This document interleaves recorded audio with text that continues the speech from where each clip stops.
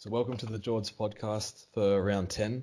This week we'll be talking about the buys, and joining me is Eno. How are you, mate? Hey, Jords, how you going, mate?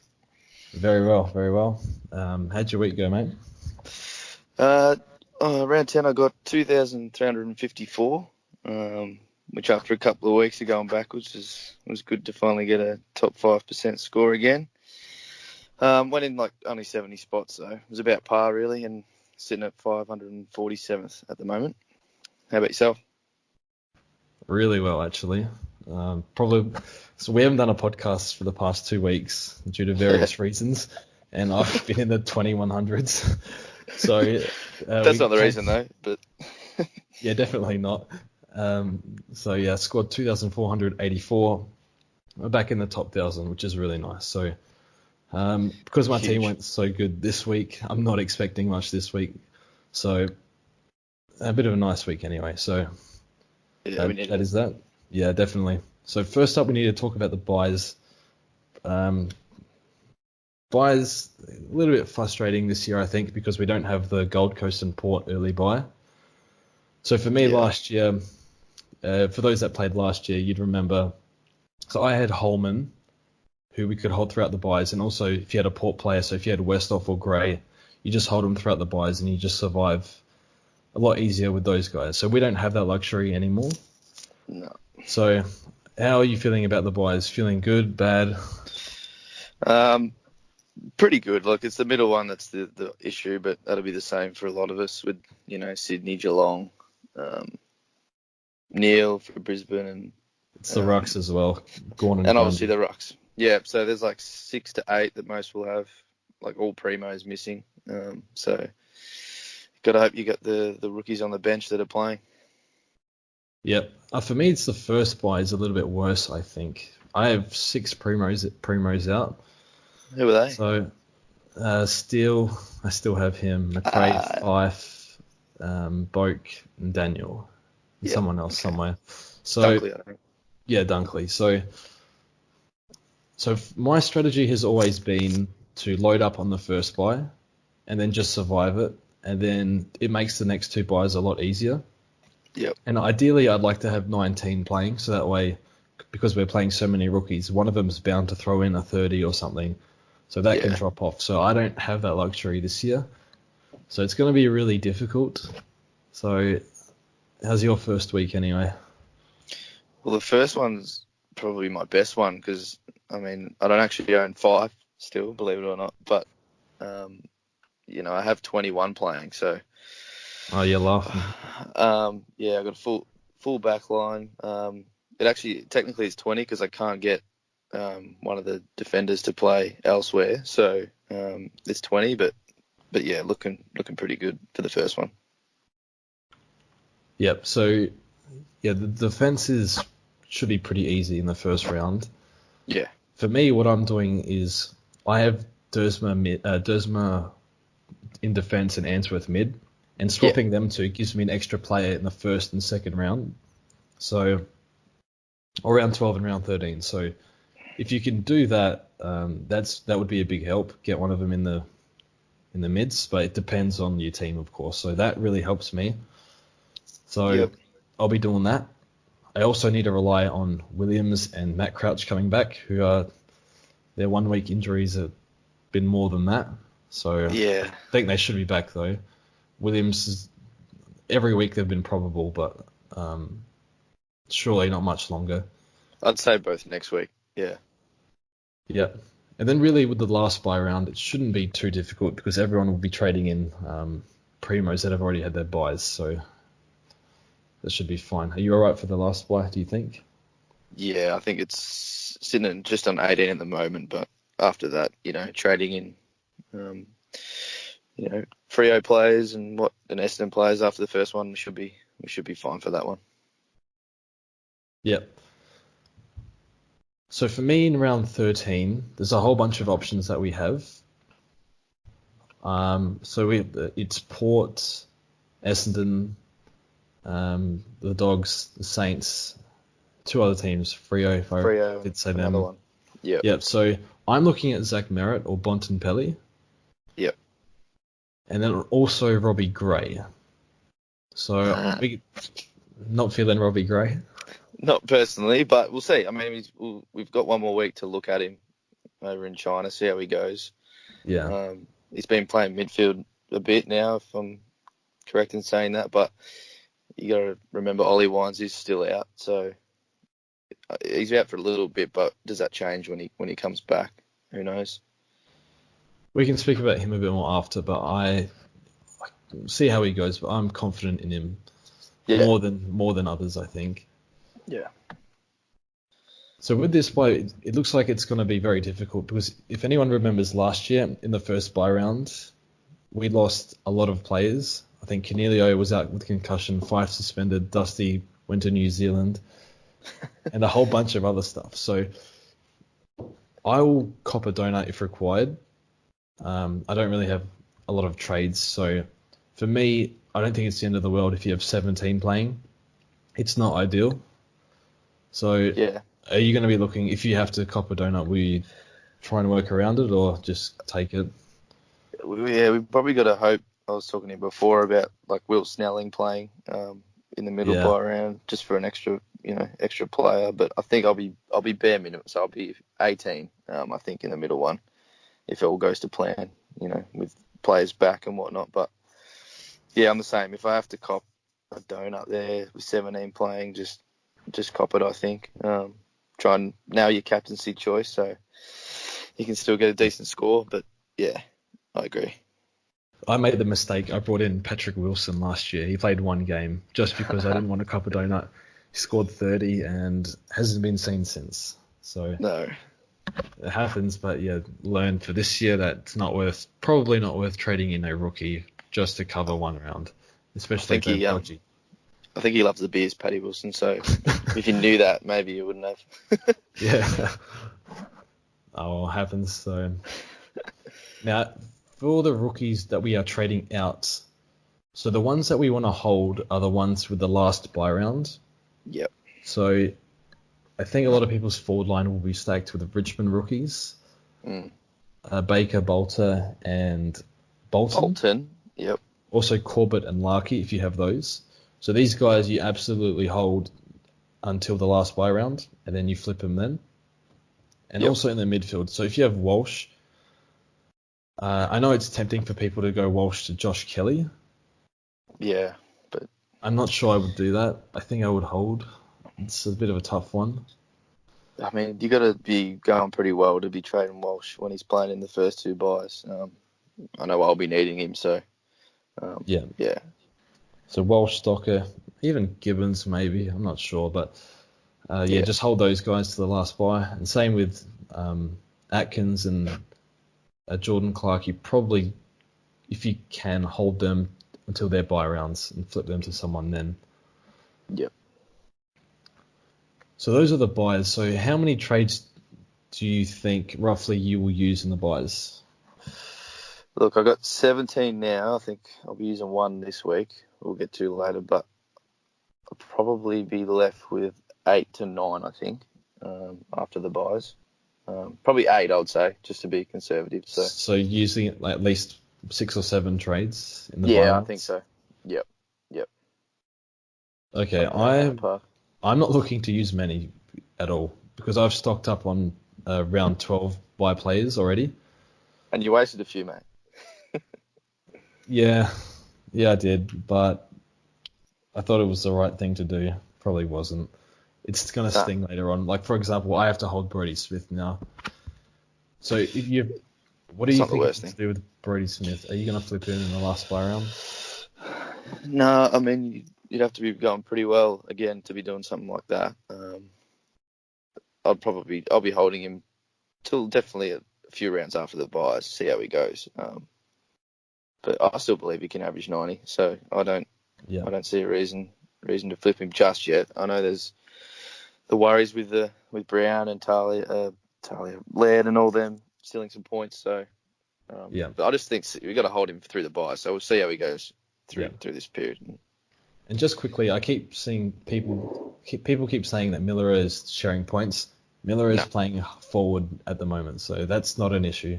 No. It's more or less Luke Brown is taking a few more kick-ins because he was out for the first.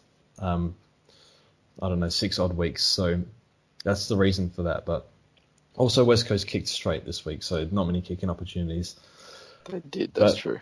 that's enough on that. For me, I'm not going to use many trades. First buy round, ideally 0 trades. And then in the second buy round, we'll look at doing upgrades, possibly trading Atkins, and then also Will Hayes and Robbie Young. I don't really want 2 dead rookies for 2 rounds. Because it's 2 rounds, it's a bit more worthwhile trading them. Yep. But if it was just for 1 round, then no. So I'll deal with Hayes and Young then. If Young, we don't know if he's playing or not, but that's something we'll cross that bridge when it comes. Yep. See how he goes. So yeah, after the buys, you reckon you're going to have 8 trades around then? I'll be happy with that, yeah. Okay, so for me, I had a completed team last year with 4 trades left. Mm-hmm. And I had 4 injuries by the time of round 20, I think. So I had no trades for the last 4 rounds. So when you have a completed team, I think you probably want 6. 6 at least, yeah. You just never know. Yeah. Especially in the last round, sometimes players get randomly rested. I mean, it's always a chance, but not super likely anyway. But it can happen, something to be aware of. Yeah. So those are the buys, so it should be interesting. See how we go, but just as long as we don't get too much carnage, I think we'll be okay. Yeah, we just need those boys back from injury and maybe a couple of rookies to pop up. Yep. So the rookies for this week on the bubble. So Robbie Young, big disappointment. Played Carlton, had a free hit against Carlton, and I think Stocker played on him. I'm not sure, but yeah, did a good job on him. So obviously you have him, just deal with him in the second buy round. Yeah, I mean, we see if he gets picked, don't we? Yeah. Pretty much I'm just going to look at the thing we posted before. 63% in the top 5,000 have him. Yeah, so we're in it together. I don't think many will be trading him in this week. No, you haven't missed out on much if you don't have him. So that's Robbie Young. Oscar Baker. So did you watch Oscar Baker play? Yeah, I watched a bit of that game. I didn't notice him too much. When he gets it, he looks good, but I just don't think he's up to it. Plus, there's a heap of Melbourne injuries in the defence at the moment. You know, Hibberd and Salem didn't play on the weekend, and Lever, I think he got injured, but he's back, soon. So I think Lever will be a while away. I think. Okay, yeah. There's an ankle issue. And he was on limited minutes anyway, so won't worry about that. Okay, yeah. There's still your Salem and Hibberd not playing, so I don't like his JS, to be honest. I think his job security is not too bad. Definitely something to work with for Melbourne, but hasn't really shown a lot so far.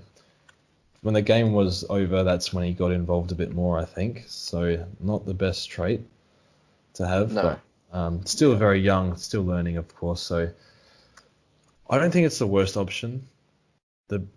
Probably the best option, I think, is Hinge. Well, yeah, it's definitely he's an option, but it's only if you can't trade and get Hinge somehow. I would say, if you had to get a mid, you'd go him, obviously. But as you said, Hinge is probably the best. So I did watch a bit of Hinge, and he played okay. He does get involved a little bit. You do notice him, unlike Baker and Young, which you probably barely noticed.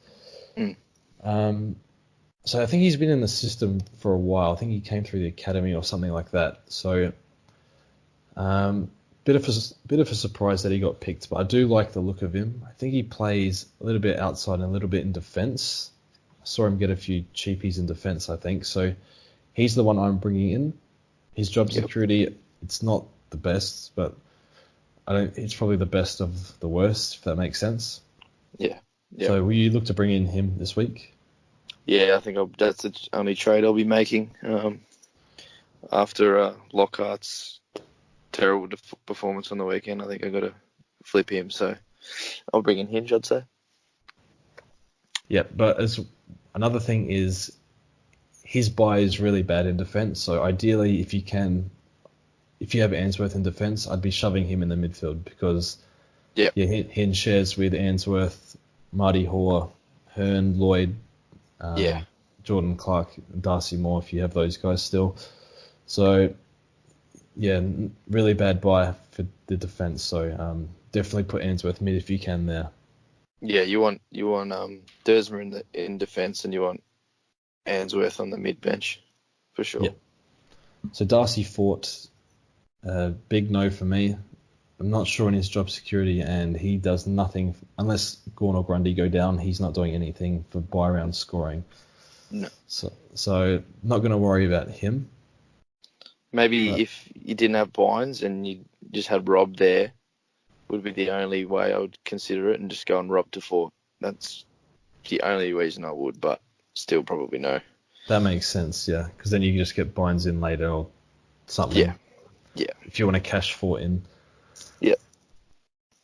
And Brett Bewley played one game finally. He's been on the extended bench for, 3 months straight nearly. On the AFL thing, it says he's listed as a debut, but he never gets a game. But he got a game. Ross didn't want to play him. I think he got time on ground in the 70s or 60s, so Ross didn't want to play him too much. He's mature age, so he should be able to run out a game, but looked okay. I think it was Brad Hill was speaking really highly of him in the media this week as well, so that can only be a good thing.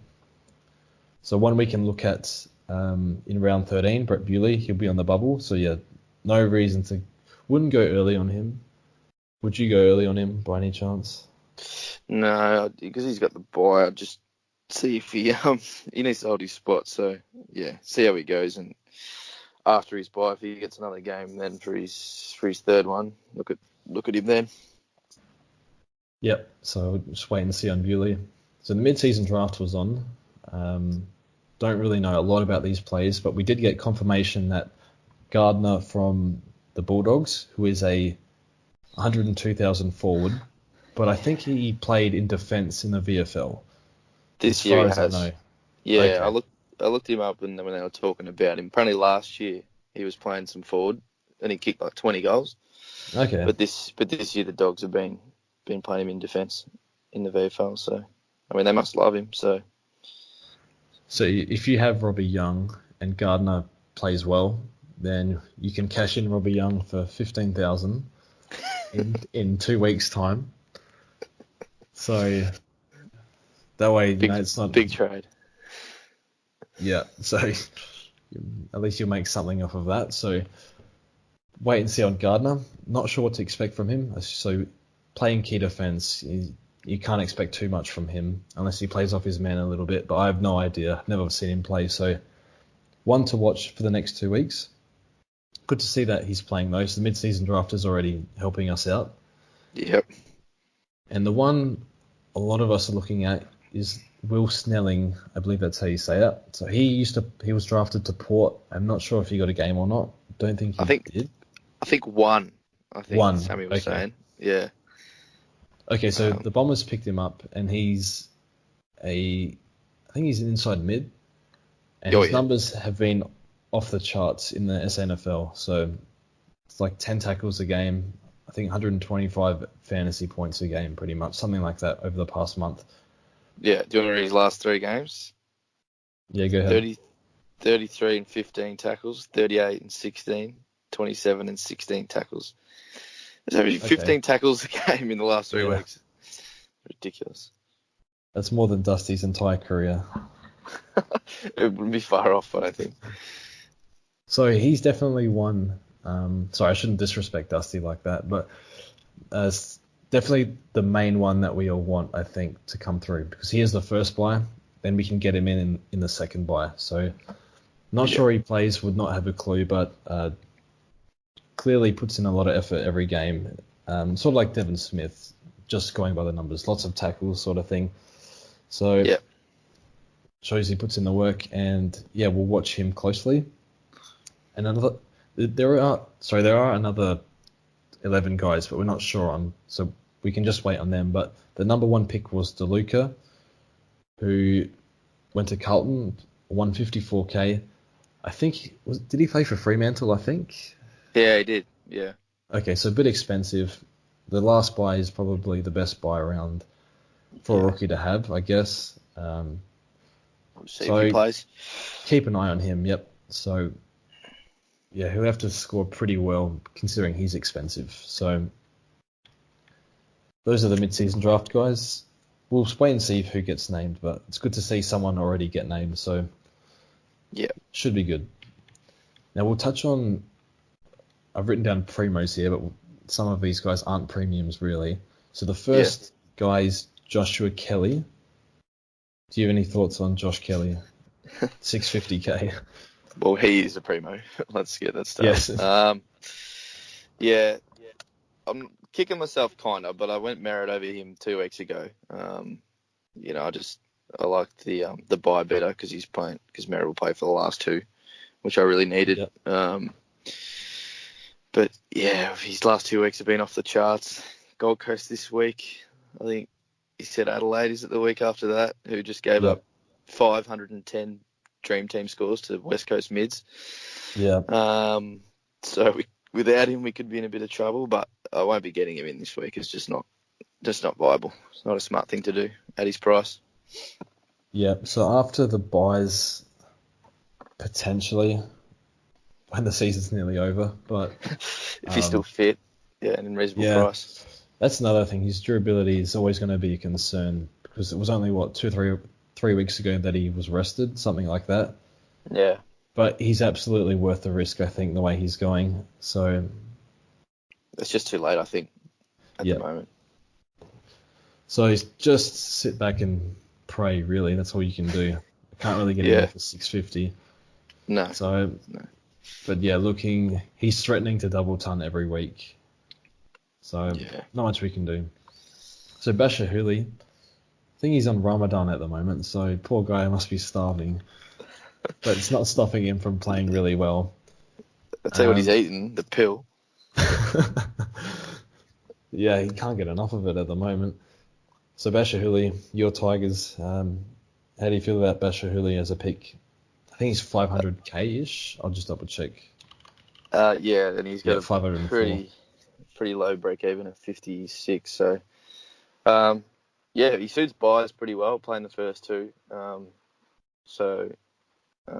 If you need someone like that, he's an option. Basically with Benadju playing Short's role, he doesn't do as much as Shorty used to, do on our side. So Hooley's taking a lot of the kick-ins, doing a lot of the, exiting our defence. So we don't have a heap of elite ball users back there. Asprey and Broad can't do much with the footy. So he'll keep his scoring up, I reckon, for the next month or so. It just depends when Short comes back, how big of a drop-off it'll give Hooley. But yeah, I don't know what you think about it. I don't really want to trade in. Hooley was one of the most durable players in the game until 2-3 years ago. Yeah, he's an option pretty much every year, wasn't he? Yeah, but I just think with my low trades, I don't think I can afford to take that risk. Yeah.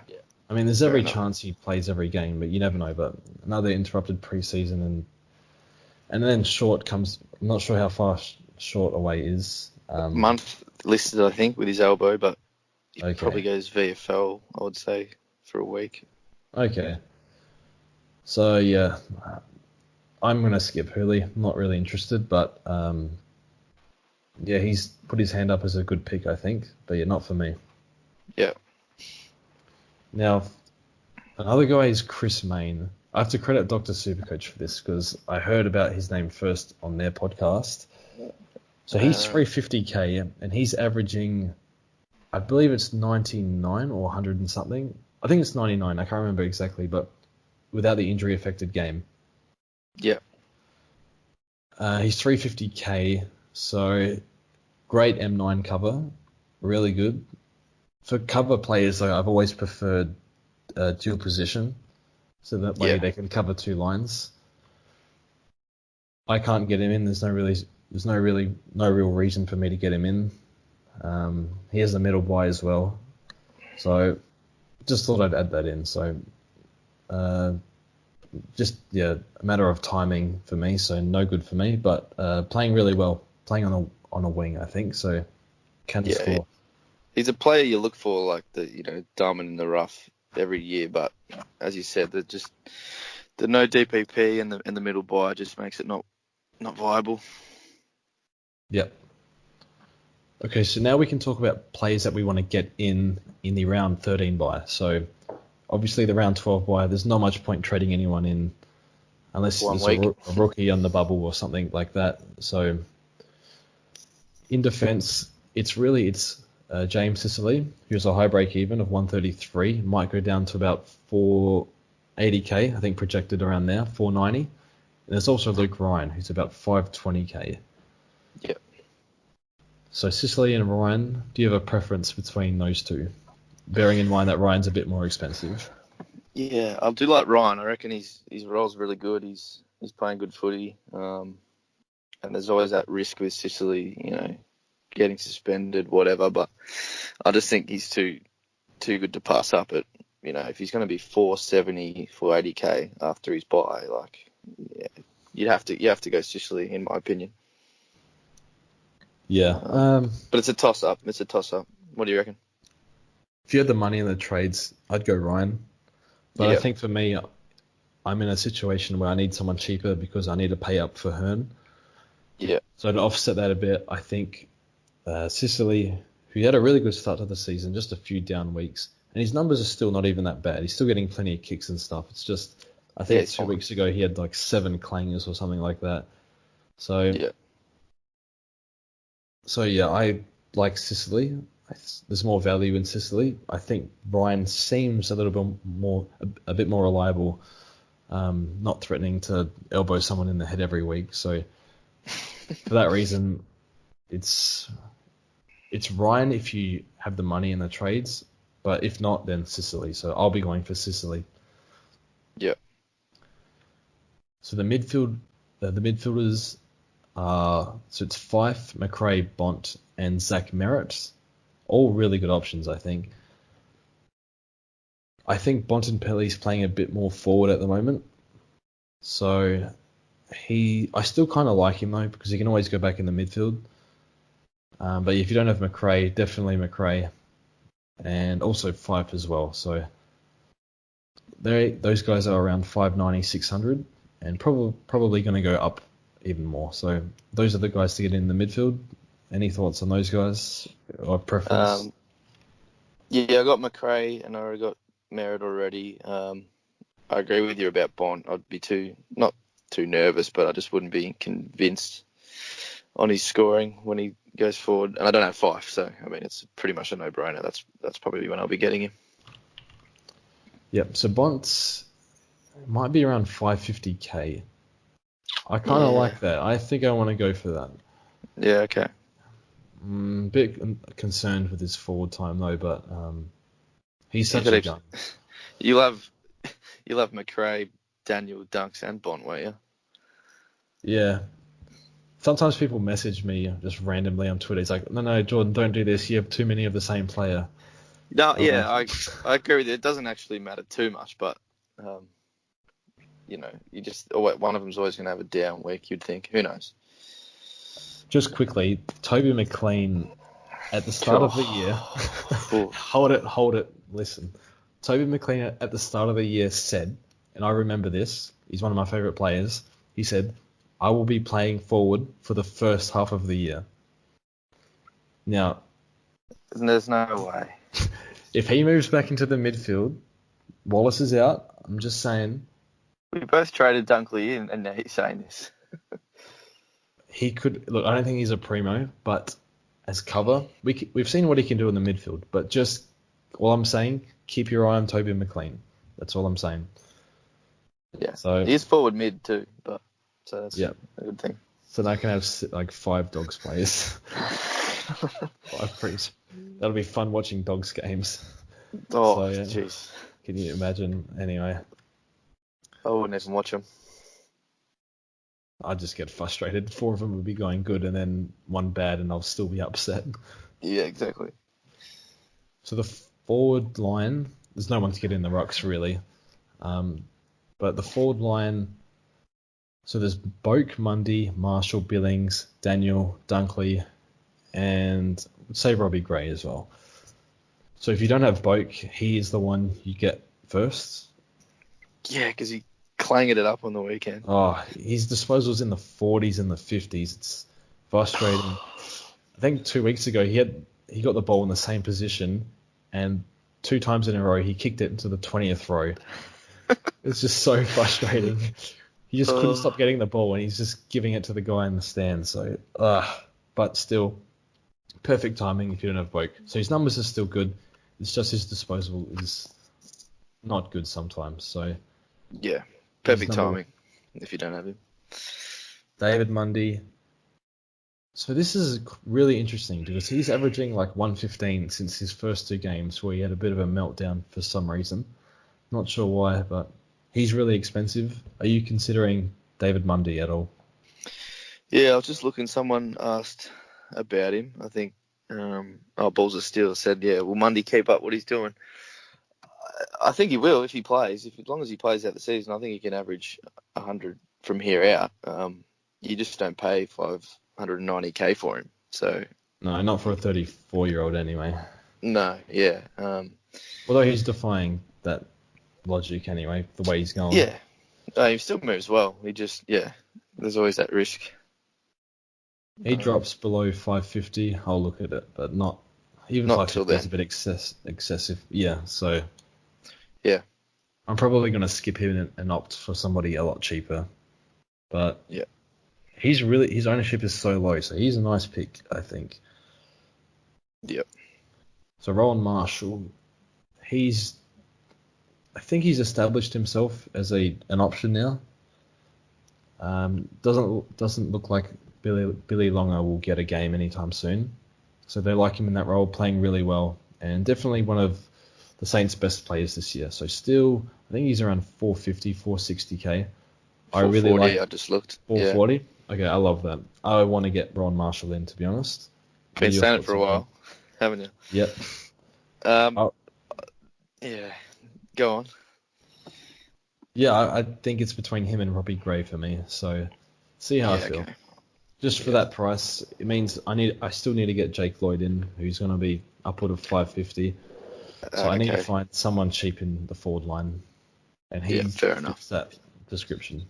Yeah, he'd be the pick of the bunch in the cheapies. Possibly out of him. Sorry, go on. If you're going to say him and Daniel? Him and Billings.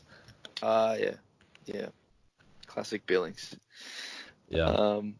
I still don't have Daniel, so I'm still probably looking at him ahead of the two Saints boys. But yeah, they're the 3 real options at around that price. 450, 470, along with Walters as well, which we haven't mentioned. But no, not Walters, because I know. I don't know how he survived this year, not gotten injured. Basically, if you didn't have Walters last year and you have Zach Williams this year, it's pretty much the same thing. Getting injured like every game, still playing through it, but eventually something happens, like with Williams this year. And then on top of it, just when you thought he was having a good run, he gets suspended for 2 weeks in the buys. And so, not doubting Walters' talent or anything like that, but he cannot be trusted to play every game. Yeah. So, not considering him, no way, no how.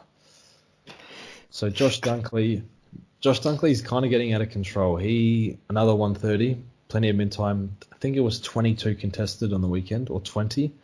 That is ridiculous. So I think he's a must-have, it looks like. Yep. But do you really want to pay that much for him? I'm not sure it's completely missed the boat yet, but he's still gettable. So yeah, I mean, I think me and you both got him after his first 130. Yep. So we got him at a good price at around 500, I think, something like that. So 550, you can still bring him in if you had the cash, but it wouldn't be after this, because he's probably going to sit around that price, if not go a bit higher, depending how he goes. So you can still bring him in though, if that's what you're asking. I reckon you can. Yeah, it'd be after his first buy though, so he might go up a little bit more. Yeah, not too much, but yep. And then Robbie Gray, we can speak about. Spoke about him a bit before. So I want to hear your thoughts on Robbie Gray, if you have any. I think I posted some stuff today on Big Footy because a few of those guys were talking about him. Um, if if he can play midfield, if you think he's going to play midfield for at least a decent chunk, so I think the thing with Port is that it's pretty well known that they want him in the forward line because they don't have a lot going on down there sometimes. And then when they put him in the midfield, they feel like, Rosie's a gun, but there's not a heap of small forwards going on down there. And then they want his class. Sam Gray's been playing okay. Okay, he's had a couple of good games, I guess, but let's be honest, Robbie Gray's twice the player he is. And his groin injury, is he fully over it? Those injuries are always a bit of a worry, especially with a 30-plus-year-old. So I don't know. He's had groin throughout his career. I think it's okay. He's played through it and still scored okay. Yeah. So I said this in one of my videos earlier. So he had a knee problem. I think he had a knee operation in the preseason. I can't be sure, but he has something going on with his knee. Okay. And Treadway basically said he was struggling with his knee after the first 3 rounds. So after that, which is when his scoring plummeted a little bit. Yep. So Robbie Gray he's a superstar. He's for All Australians, and even through injury, he gets up for nearly every game. He's injury prone, but he plays like every game until this year, where he had like a busted finger, so he couldn't play. So for 390K, I think he'll be. I think it's a really good play to make because he definitely has a decent ceiling. There's no way I would be writing off Robbie Gray. His first 3 rounds were pretty good. I think he averaged 95 or something. So DPP as well. I might actually go for it after his bye. I'd like him as cover ideally, but I don't think I'm in a position to do that. But now that he's had a month off to heal up, see how he goes in China this week. And yeah, that's pretty much it. See how he goes, and then he gets another week off, so even better. Then after that, see how it goes. Pounce. Yeah, I like it. I do like the play. It's just stuff like this you look for in Supercoach every year. There's just that element of risk with it, like anything though, like every pick. Yeah. He's definitely capable. I mean, look, am I certain he's going to work out? No. But I think he'll get 50-50 mid-forward split. That's what was happening before. So, yeah, just wait and see. Yeah. So those are the guys to get in the first bye round. We'll discuss the bye round after next week. Yep. And we can move to captain selections this week. So you'd be pretty brave to go without Grundy vice captain again, but there are options. Yeah, I mean, you go him, but if you got Kelly and Cameron, then you consider going one of them because, they play at the same time, so you have to make the call there. But, yeah, I'm going Grundy. That's all I'm going to say. I don't mind Whitfield either. He's shown he has a pretty high ceiling. I think you'd go Kelly over Whitfield if you have him. Yeah. So I'll be going Grundy into Lachie Neale against the Hawthorn Hawks, I think. Yeah. Don't tag. Should be pretty good. That's probably the same. Grundy into Neale. Simple. Yep. I think that's everything for today. Nothing else to add, I think. I'll go through a couple of questions. I'll ask you. Oh, yeah, go ahead. Yeah, we'll do that. Some Discord boys. Yep. Also, get on the Discord. Nearly 450 people have joined. Bit of fun, really. Jeez. So, yeah. Yeah, a few have been answered. Theo's asked about Chris Main. Is Crisp a good D6? No. Ask Pat Lee's Troops. Next. I think he might already have him, is what he's asking. So I think he's saying, would you hold on for now? I think you have to. Yeah, probably. But I wouldn't be bringing him in if I didn't have him. Similar to the Brodie Smith. Is he averaging, I assume they'd be averaging the same? Yeah, about 90. Yeah. Okay. So a couple more, I think. I think he's probably a hold, to be honest.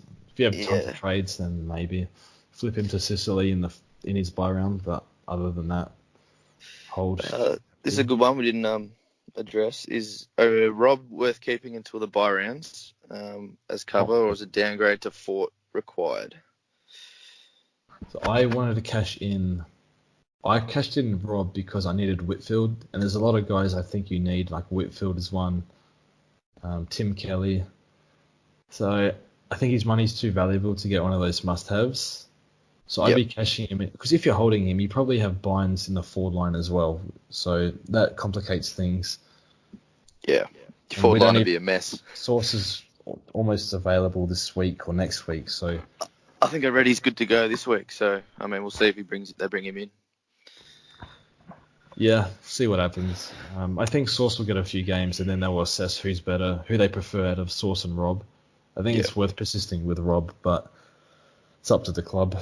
I can't do much. So, one from Frischkin: do you see Tarano as a keeper? Interesting question. If you had him, yeah, definitely. Absolutely, yeah. He's doing whatever the hell he wants. Just quickly, he's the second highest average in Dream Team at the moment. You said that the other day. What the hell? Behind Grundy, that's incredible. More than Trelaw. Trelaw's getting 40 touches a game at 40%, which is perfect for Dream Team. But, sorry, AFL Fantasy. I still call it Dream Team. But I do sometimes, yeah. I used to play Dream Team before I came to Supercoach, but that's another story. Anyway. And last one, what should we do with Williams? Well, they said that they are hopeful that he plays next week, which will be the first bye round. So I think he's a hold. My issue with Williams is he's probably going to combust at some point again. So yeah, I think he's a hold at this point. You've held him for a week, so he should play in round 12. If he doesn't play in round 12, I think you hold him still. Depends how your bye round is. But if you're trading him, then you're trading him to someone with a bye anyway. So if he misses another week, so then he has that week and then the bye round, then you get rid of him. Yep. Same opinion for you? Yep. Yeah, easy. agreed. All right, easy. So I think that's all for today. Provided I have a good score next week, we'll do the pod. Yep, just see how we go before we do that. Yep. I will definitely do a pod next week. And yeah, thanks for joining me again, Anno. Pleasure. No worries, Jords. Thanks for having me.